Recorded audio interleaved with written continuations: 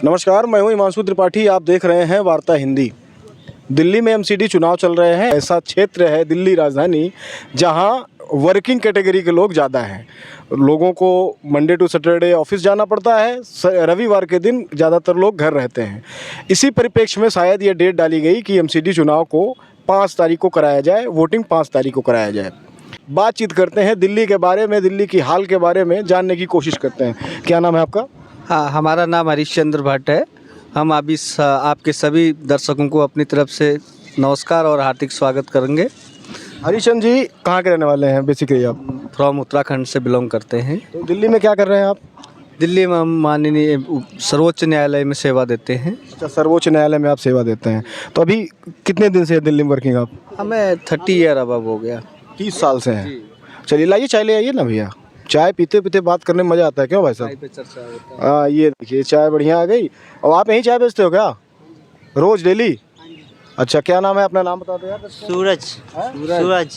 सूरज हाँ जी। नाम है आपका? सूरज। सूरज जी। हाँ जी। तो कितने दिन से यहाँ चाय बेच रहे हैं? काफ़ी से 2-3 साल हो गए। एक दिन में कितना कमा लेता है?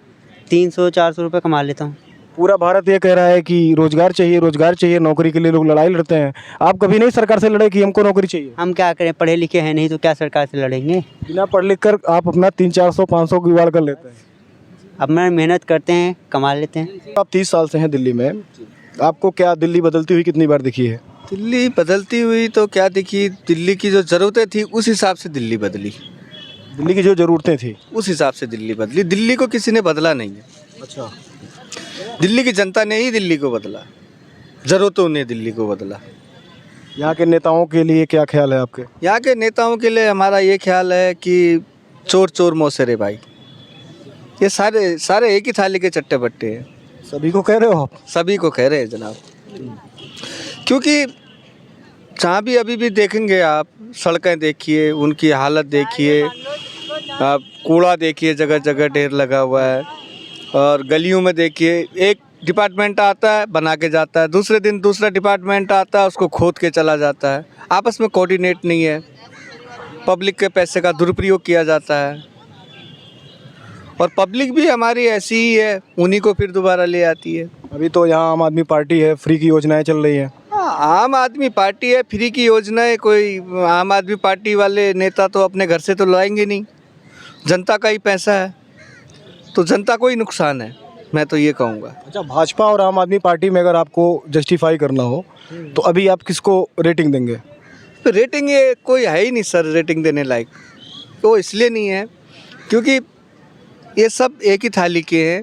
अभी आपको बताएं हम, अभी बीच में एक महिला निगम पार्षद ने टिकट लेने के लिए आरोप लगाया कि मेरे से 95 लाख रुपए लिए। मीडिया में भी उछला ये मामला।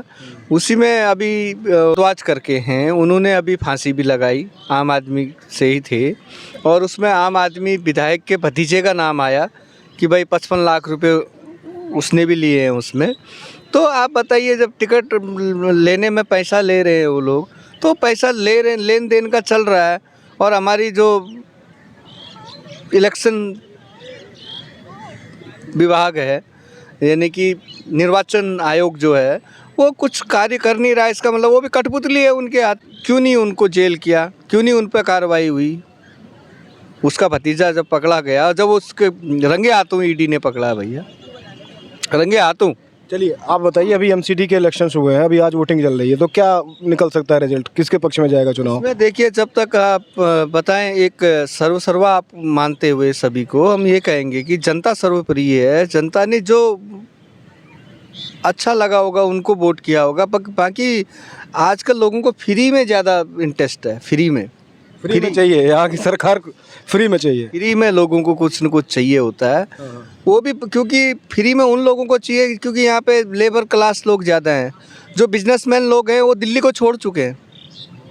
जो यहाँ पे इंडस्ट्रियलिस्ट लोग हैं, जो पैसे वाले लोग हैं, जिन्होंने दिल्ली को सेटअप किया, दिल्ली में पहले जिनके इंडस्ट्री एरिया थे, वो नहीं रहते हैं दिल्ली में। वो कहाँ चले गए दिल्ली छोड़ के? वो अपना बाहर सेटअप हो गए सर। क्योंकि उनका जब दिल्ली में फैक्ट्री नहीं रहा तो उन लोगों ने बाहरी फैक्ट्री डाल दी, तो बाहरी बंगले कोठी बाहरी बना दिए। तो दिल्ली में जो रहता है एक मजदूर क्लास का आदमी ज़्यादा रहता है दिल्ली में। तो उसको तो फ्री चाहिए ही चाहिए। दिल्ली सरकार का ये दावा रहता है कि हम तो सब चकाचक करके रखे हैं, यहाँ पे कोई समस्या नहीं लोगों को। नहीं, कोई चकाचक नहीं है, ये सब दिखावटी बातें हैं। दिल्ली जैसे जाम में पहले जूझती थी, आज भी वैसे ही जाम में जूझ रही है। कोई भी सिस्टम नहीं है। पार्किंग आप देखिए, रोड सड़क है सर चलने के लिए, आप सड़क पर चलिए, 2-2 लाइन गाड़ियां लगी हैं दिल्ली शहर में, और पार्किंग की पर्ची एमसीडी काट रही है। तो कहाँ लगाए आदमी दरखास्त भी लगाए, किससे लगाए, जब एमसीडी ही रोड को ब्लॉक कर रही है। एमसीडी ने अपने लड़के खड़े करके एक कुर्ता पहना रखा है, उसमें एमसीडी लिखा हुआ है। वो आम मेन रोड पे 2-2 लाइन पार्किंग लगा दे रहे, तो आम आदमी चले कहाँ। और जो पटरी बची है उसमें लोगों ने दुकानें लगा रखी हैं, कोई कपड़ा बेच रहा है, कोई सब्जी बेच रहा है, कोई कुछ बेच रहा है, कोई कुछ बेच रहा है। आधा व्यापार तो पटरी पे है दिल्ली का। चलिए आप बताइए कैसे सुधार किया जा सकता है, यहाँ कैसे क्या बदलाव किया जा सकता है अपनी नज़र से? देखिए, जहाँ तक ऐसा है, इसके लिए सरकारी सिस्टम को ठीक होना बहुत ज़रूरी होगा। जब तक सरकारी सिस्टम ठीक नहीं होगा तब तक दिल्ली ऐसे ही बदहाल में जाएगी। सरकारी सिस्टम में हमारा पुलिस डिपार्टमेंट भी आता है, एमसीडी भी आता है, डीएसआई डीसी भी आता है, बहुत सारे डिपार्टमेंट हैं जो काम कर रहे हैं। और कुछ डिपार्टमेंट अपना ईमानदारी से काम कर रहे हैं, कुछ डिपार्टमेंट अपने ईमानदारी से काम नहीं कर रहे हैं। रिश्वतखोरी जो है देश के लिए बड़ा नासूर बन चुका है। हम तो इतना कहेंगे कि आप बताइए सर, जितने भी हमारे मिनिस्टर्स हैं, नेता हैं, उनको पता लगा कि वो पार्टी का सरकार बन गया, तुरंत उस पार्टी को छोड़ा, उस पार्टी में चले जाते हैं। तो कार्रवाई हो भी तो किन पे हो, और करे भी तो कौन करे। मतलब दोषी सारे नज़र आते हैं आपको? दोषी मेरे को सारे नज़र आते हैं। अब करे कौन? वो कहते थे सैया भरे कोतवाल तो डर काहे का होए, वो वाली बात है भैया। आपके यहाँ क्या हाल है पहाड़ पे? पहाड़ों में भैया देखिए, वहाँ पे बीजेपी सरकार है, और वहाँ पे अभी देख रहे हैं हम 3-4 महीने से, जब से धामी सरकार बनी है, धामी जी की सरकार बनी है, तब से तो वहाँ पे धामी जी को शायद तो टिकने देना नहीं चाहते कुछ मुनि के विधायक लोग। और वहाँ पे जो भी है अभी गतिविधि जो है बड़ा डेंजर जोन में गया हुआ है। जितनी हत्याएं हो रही है वहाँ पे, जितने भी रसूखदार लोग हैं वो लोग ने वहाँ पे कब्जा कर रखा है, एक तरीके से कब्जा ही कहेंगे। और सरकारी तंत्र तो वहाँ पे ख़त्म है सर। आप वहाँ पे उत्तराखंड में तहसील में चले जाइए, थाने में चले जाइए, हॉस्पिटलों में चले जाइए, सीधे मुँह कोई अधिकारी, कोई अफसर, कोई कर्मचारी बात करके राजी नहीं है। और यहाँ तक कि वो ये कहते हैं खुल्लम खुल्ला अधिकारी कर्मचारी वहाँ के, ज़्यादा से ज़्यादा आप क्या करेंगे, आप अपने विधायक के पास जाएंगे, सीएम के पास जाएंगे, बोला पिछले हफ्ते ही आपके नेता लोग यहाँ आए थे, उनका खर्चा सब हमने किया। जब वो लोग कहते हैं वो लोग हमको कहते हैं कि भाई हमने जो पिछले हफ्ते नेता आए थे यहाँ, उन्होंने जो प्रोग्राम किया उसका टेंट का पैसा, उसका खाने का पैसा, उसका जितना भी पैसा है वो हमने पे किया है। आप कहाँ जाएंगे बताइए? अब दरखास्त लेके कहाँ जाएगा उत्तराखंड का आदमी?